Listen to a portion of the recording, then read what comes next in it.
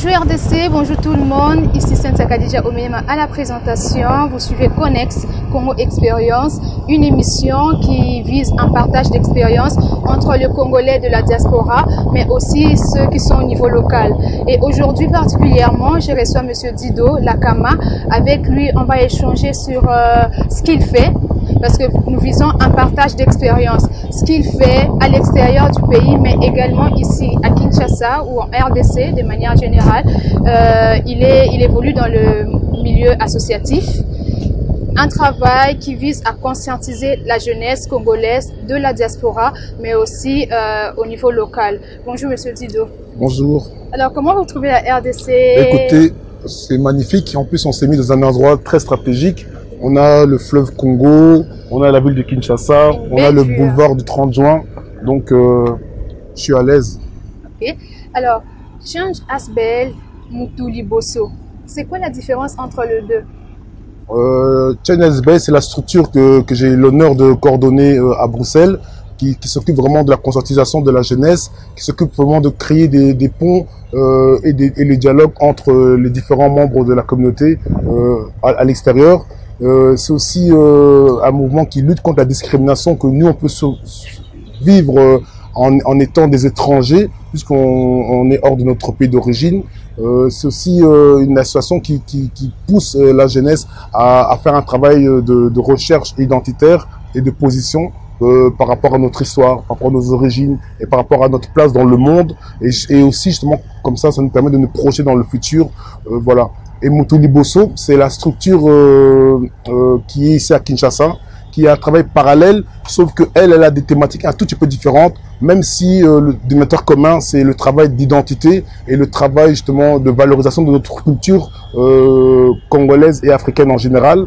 Mais ici, c'est pas vraiment un travail de discrimination que les Congolais peuvent vivre, mais c'est plus un travail justement. Dans notre pays. Voilà. Donc c'est plus un travail justement de positionnement dans le monde et de valorisation de l'individu. Et aussi, on veut ici, surtout au Congo, dire aux jeunes qu'ils sont capables, le monde leur appartient, et s'ils croient en eux, ils sont capables de faire beaucoup de choses et de grandes choses. Très important parce que actuellement il y a la jeunesse qui n'a pas de repères, on ne connaît pas généralement notre culture. Alors si on peut avoir des associations comme ça, c'est vraiment intéressant. Alors vous êtes dans le milieu associatif, certainement il y a une vision parce qu'on ne fait jamais rien pour rien. Que poursuit M. Dido exactement? Ben, ma vision, moi, c'est d'avoir une place dans le monde. Ça veut dire que je pense que chaque être humain qui vient sur Terre, on est ici pour une mission bien précise. Et j'espère que ma mission à moi, que j'essaie de chercher, puisque un homme est épanoui ou une femme est épanouie quand elle a trouvé le rôle qu'elle a dans ce monde. Le rôle que moi j'espère avoir dans ce monde, c'est justement de donner un input, une énergie, de donner à ce pays ce que lui m'a donné. Ce pays m'a donné la vie, puisque je suis né au Congo, à Kinshasa. Et aujourd'hui, moi, j'ai une dette envers ce pays. J'ai une dette envers la population de ce pays. Et par tous les moyens possibles, j'essaie de payer cette dette en faisant un travail de conscientisation, en faisant un travail d'implication, en faisant un travail de développement. J'essaie de développer. C'est pour ça que j'ai investi ici au Congo.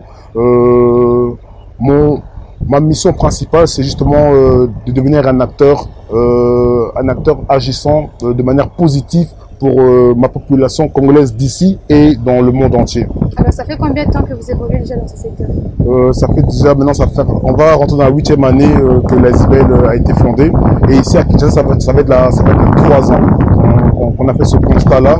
Et que j'étais surpris moi-même de comprendre que même ici au Congo, les jeunes d'ici n'ont pas encore assez de base par rapport à leur propre identité. Ça m'a choqué puisque moi, je venais ici justement pour apprendre qui j'étais, l'individu, mes racines, puisque quand on vit en Europe, des fois on est déconnecté de nos racines et c'était important pour moi de revivre mes racines. Et j'étais surpris en faisant mes recherches, en allant dans des endroits, en voyageant, en rencontrant des vieux, en allant dans des musées, tout ça, que les jeunes aussi ici ne connaissent pas leur origine, leur identité. Et alors on s'est dit que pour donner ma manière à moi de faire développer mon pays, c'était justement d'apporter à cette jeunesse-là une confiance en elle et un espoir. Voilà. 8 ans, 3 ans, c'est énorme.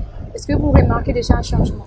Écoutez, ça prend du temps. Je vois que les gens de plus en plus, en tout cas dans la diaspora, je ne sais pas si vous avez remarqué, de plus en plus de jeunes commencent à rentrer au pays. On voit des drapeaux sur tous les réseaux sociaux. On voit que les jeunes maintenant du Congolais mais qui vivent à l'étranger veulent s'accaparer cette identité congolaise, veulent reprendre cette place par rapport à leur origine, font des recherches et ils reviennent ici. J'ai vu beaucoup ici quand je suis à Kinshasa. J'ai la chance de voyager souvent ici à Kinshasa et je vois beaucoup de Congolais de l'étranger, des Français, des gens qui viennent d'Angleterre, des États-Unis, d'Asie même. Et ça, c'est un plaisir. Donc ça veut dire que j'ai l'impression que de plus en plus de gens de la diaspora retournent dans ce pays et veulent vivre ici, construire ici et investir ici. C'est vraiment la raison de vivre de cette émission également. Alors ces besoins, il faudrait l'accompagner. C'est pourquoi l'émission Connect est là pour permettre à ce que ça soit encore plus visible. La communication est vraiment importante. Alors, sur votre site, le site de Change Aspect, on dit que vous travaillez de la conscientisation de la jeunesse, mais aussi c'est pour développer un esprit d'entrepreneuriat, d'entraide et tout ça. La question est de savoir, oui, on peut vouloir travailler de la conscientisation, on peut conscientiser la jeunesse, on peut vouloir développer cet esprit, mais quels sont les mécanismes que vous mettez en place de manière pratique pour pouvoir permettre aux Congolais et de la diaspora et d'ici de pouvoir développer cet esprit d'entrepreneuriat? Ben, l'esprit d'entrepreneuriat, c'est la base. En fait, si demain, moi, je veux aider mon pays, il faut que j'apporte quelque chose à mon pays. Il faut que chaque citoyen a un esprit de conscientisation, mais surtout de citoyenneté et de patriotisme. C'est quoi le patriotisme? C'est quoi la citoyenneté? Pour moi, en tant qu'individu d'une patrie, d'une nation, je dois apporter à cette nation quelque chose. En tant qu'individu, c'est-à-dire que moi, je peux apporter mon expertise, ma science, mon argent et mon temps. Ça veut dire qu'on essaie de créer des ponts entre les gens. Chacun a un domaine différent, chacun a des compétences et il faut valoriser nos compétences pour que ça puisse combiner aux besoins du pays. Exemple, on essaie de faire des colloques, on fait beaucoup de manifestations, on fait beaucoup de conférences, on fait beaucoup justement de prises de contact entre les gens pour que on puisse savoir qu'est-ce que moi je peux apporter au pays et qu'est-ce que toi tu peux apporter au pays et ensemble créer des pôles d'attraction. Je pense que l'union fait la force et les Congolais doivent vraiment apprendre à travailler ensemble et ensemble à construire les choses. Ce pays est immense, ce pays est grand, ce pays regorge de richesses énormes. Mais la première richesse, c'est nous-mêmes, c'est la population et c'est cette jeunesse-là. C'est-à-dire qu'on doit comprendre que nous-mêmes, on fait partie des richesses du pays. Et il faut qu'on s'exploite nous-mêmes, il faut qu'on apporte à ce pays et à cette population le peu d'expertise et de temps. Rassurez-vous, ce monde d'entrepreneuriat, aujourd'hui, beaucoup se lancent dans ça.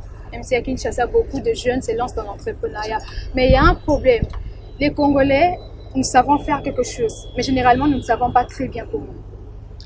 Il y a ces côtés formation que Exactement. Nous n'avons pas.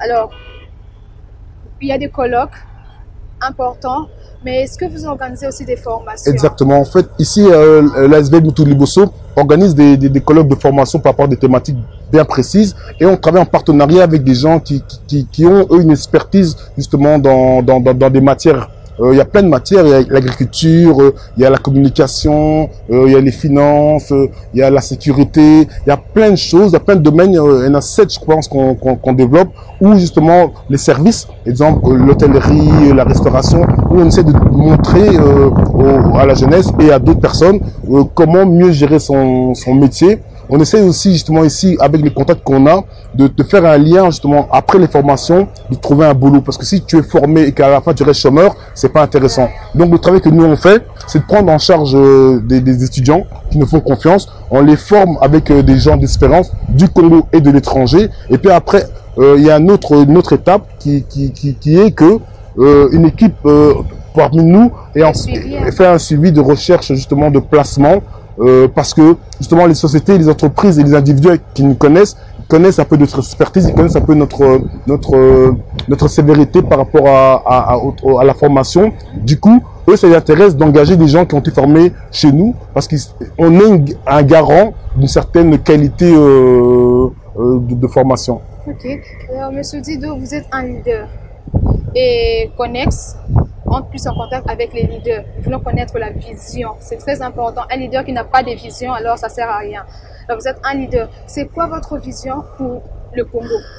Ma vision du Congo, c'est que... Parce qu'on a suivi votre vidéo sur l'aspect, ce que vous faites, mais pour le Congo, c'est quoi votre vision? Ma vision du Congo, c'est que le Congo reprenne la place qu'elle doit prendre dans le monde, en Afrique, parmi ses frères et sœurs. Vous savez, moi je suis panafricain, donc je pense que nous, la communauté subsaharienne, on doit faire des connexions entre nous. L'Afrique doit être connectée comme les États-Unis sont connectés, comme l'Europe est connectée. C'est plusieurs pays qui sont à un moment donné décidés de travailler ensemble.